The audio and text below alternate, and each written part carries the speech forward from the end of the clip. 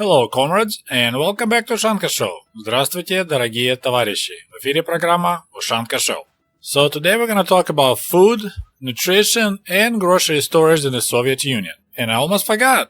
My name is Sergey, and I was born in the USSR. Почти забыл. Меня зовут Сергей. Я родился в Советском Союзе. So a couple weeks ago, I decided to search the internet and see what's going on regards the Ushanka Show. I do it once in a while to see if anyone mentions my channel. You know, those old KGB habits, they just don't go away. For example, I'm still trying to figure out what's going on with the Ushanka's most popular video about Chernobyl. This video, 5 important things that are missing from HBO Chernobyl TV show, has right now around 643,000 views and 17,000 likes, so it's quite impressive, right? But what is really unusual about this video is audience retention. Look at this graph. Well, first of all, this video is extremely long and boring, over 28 minutes, and it shows normal kind of retention that it starts 100% and slowly tapers down, and then there's the 2 distinct peaks.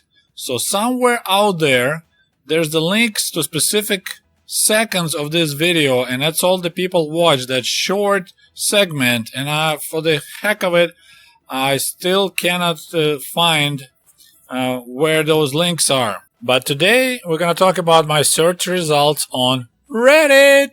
You probably heard my cute story about experience with R Communism 101. I joined that group like a year ago or so, and I was kicked out of it probably in 2 weeks.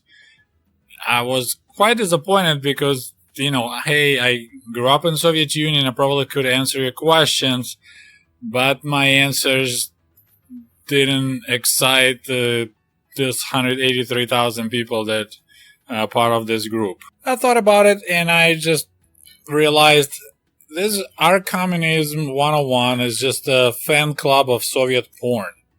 Those guys really enjoy talking about these exciting topics of free housing, free healthcare, free education, so that's what makes them excited. And there's guys shows up that like, hey, that girl actually not that pretty and her boobs are fake and she's not really enjoying having sex with 3 guys at the same time. So I kind of did big spoiler, so they kicked me out of that. But anyway, when I search on Reddit for Ushanka Show, I stumble upon this interesting question, and it was on Communism 101 subreddit. And it said, so I just saw a photo from a YouTube channel called Ushanka Show, that's me, which tells that was live in the USSR, and he published a photo in which appeared a woman who worked in a store elaborating towers with food cans, and he said they did this to make shelves look full. Is this true? And it's kind of a silly question because there is a tons of photos where you see these elaborate can towers or jar towers, and you know, salespeople didn't put them together just because they have nothing else to do. And this picture right here is worth 1,000 words. There's the lady filling up the whole display with the same cans, just making V letters for victory of communism because there's nothing else to display at the store. And of course you need to keep in mind that if you lived in Moscow, you probably never saw pictures like this. Grocery stores in Moscow were well stocked because Moscow was the face of the Soviet Union.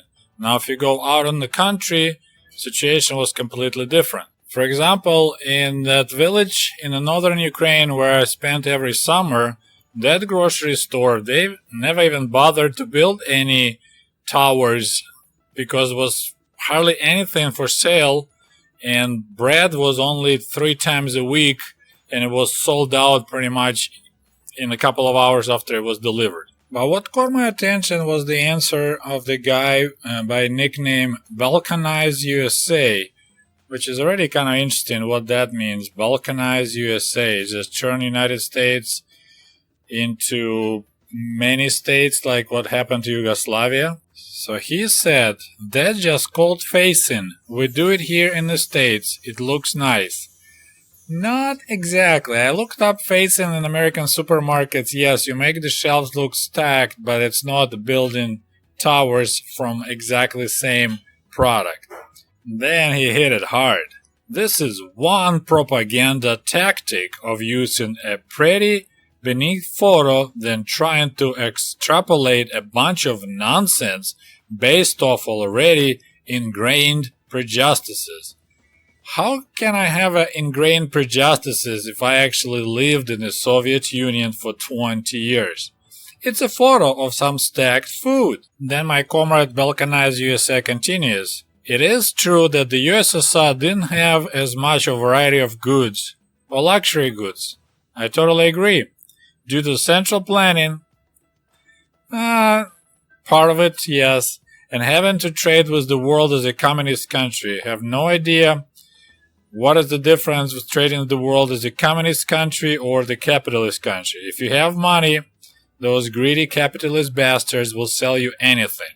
Then he continues, so Soviets, us, were eating just as good as we were though. And then he provides a link to the CIA report, which it didn't work, but I discovered. And that's the main topic we want to talk about it, is that CIA report and nutrition in the Soviet Union. And then he added a cherry on the top. Also, that guy just looks like a grifter. Lots of pandering for views and has nothing but donation leaks to him personally. Nice. So let's take a look at the CIA report, which was released in January of 1983.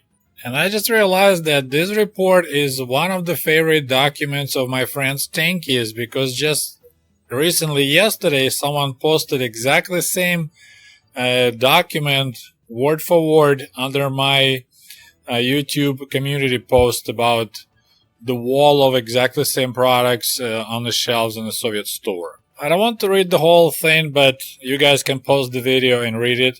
But it basically says the American and Soviet citizens eat about the same amount of food each, but the Soviet diet may be more nutritious. So that's very interesting. So according to CIA, an average Soviet citizen consumes 3,280 calories a day compared with 3,520 calories for the American. I'm not a dietitian or anything like that, but I found kind of curious. So the Soviet citizen consumes grain products and potatoes 44% of his diet, while meat and fish 8%. So that's interesting, important numbers.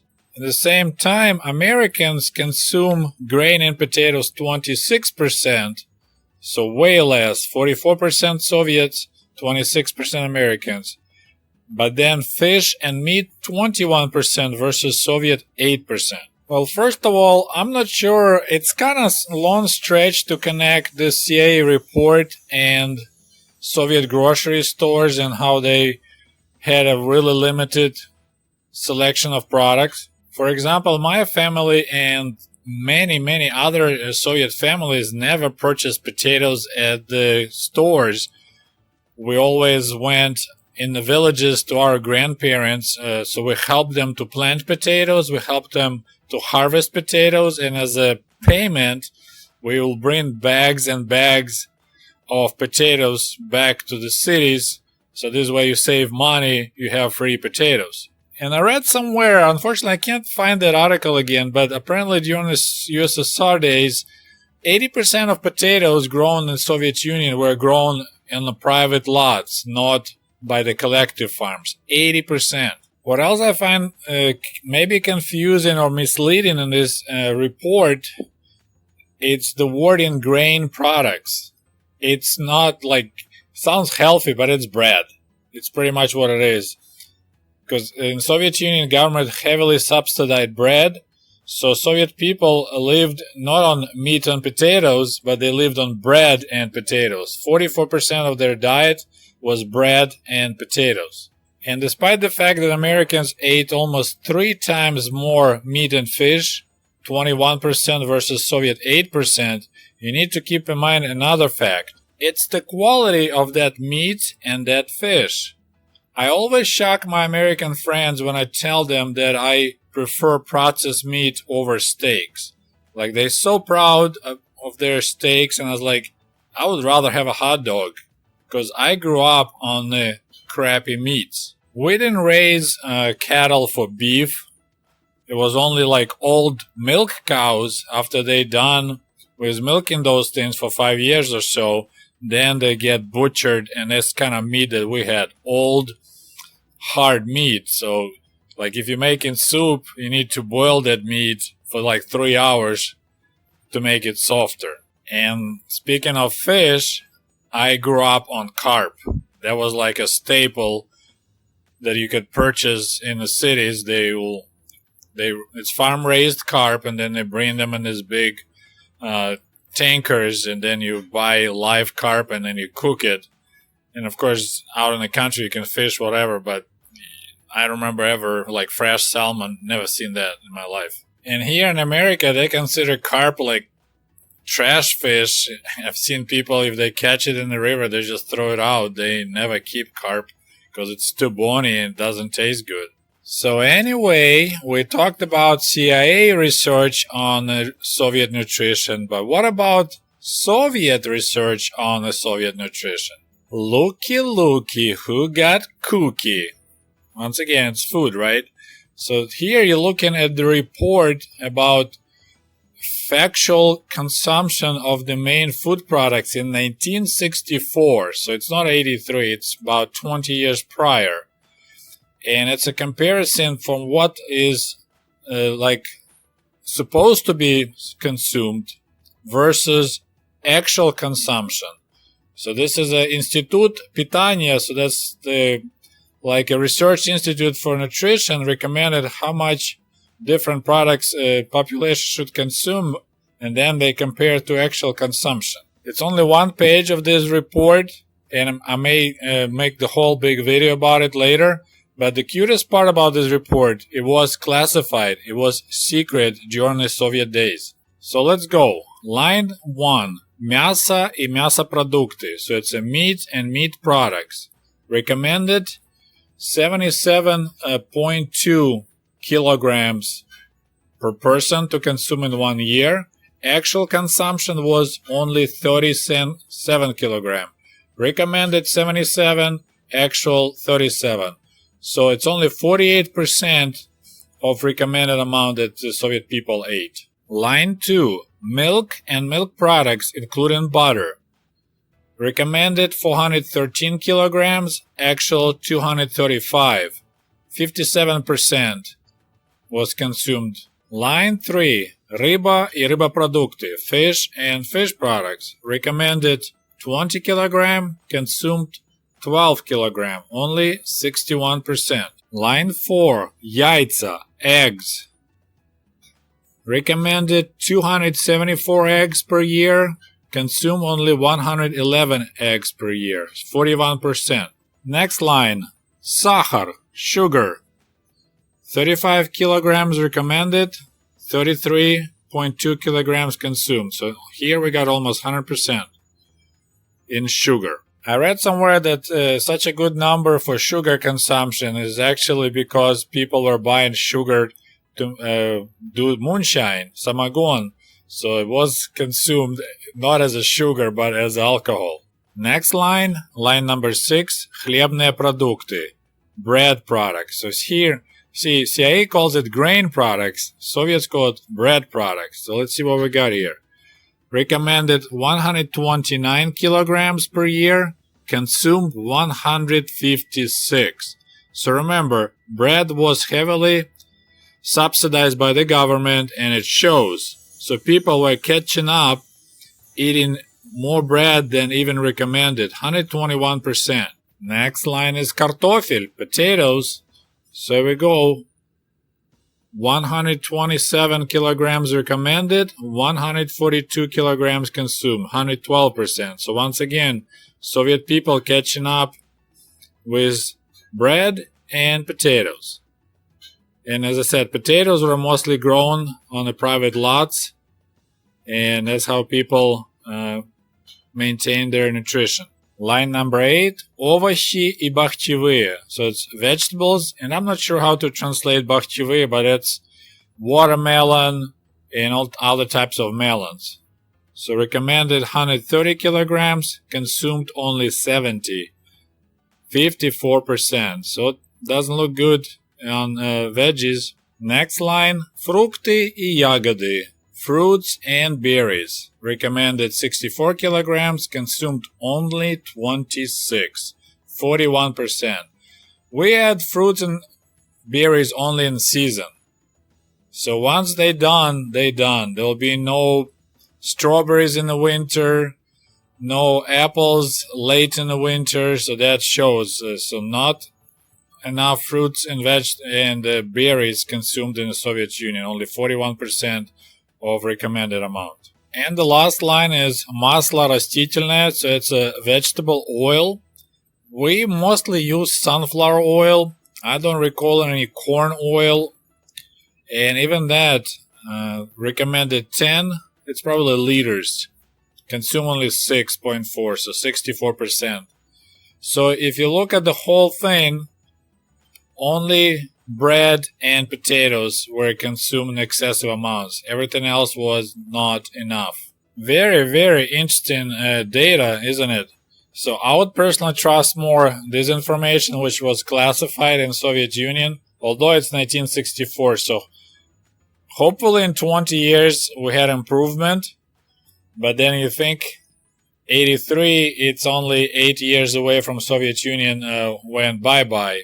Well, my friends, it's all I have for you today. If you have anybody you know who are serious hardcore tanky, please recommend them to watch this video, because I think it's important we all know the truth. We know the reality of life in the Soviet Union, because it looks like just my witness accounts are not enough. Thank you very much for watching Ushanka Show. Большое спасибо за то, что смотрите Ushanka Show, and we'll talk to you soon. До свидания. Goodbye.